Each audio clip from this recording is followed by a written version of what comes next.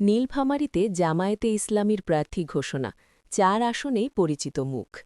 আসন্ন ত্রয়োদশ জাতীয় সংসদ নির্বাচনকে সামনে রেখে নীলফামারীর ৪টি সংসদীয় আসনে প্রার্থীদের নাম ঘোষণা করেছে বাংলাদেশ জামায়াতে ইসলামী।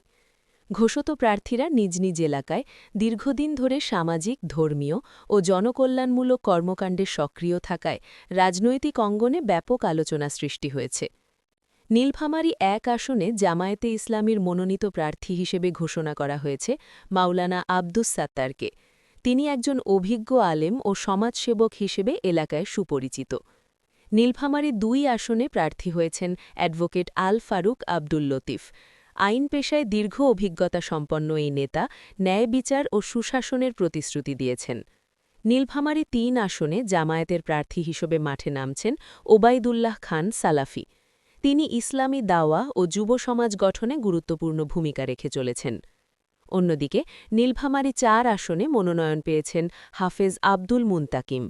কোরআনে হাফেজ ও ধর্মীয় শিক্ষায় অবদান রাখার পাশাপাশি সাধারণ মানুষের সুখ দুঃখে পাশে থাকার জন্য তিনি পরিচিত।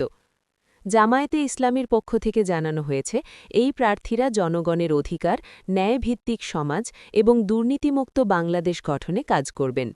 নির্বাচন ঘিরে নীলফামারীর ৪ আসনেই রাজনৈতিক উত্তাপ বাড়ছে বলে মনে করছেন স্থানীয়রা।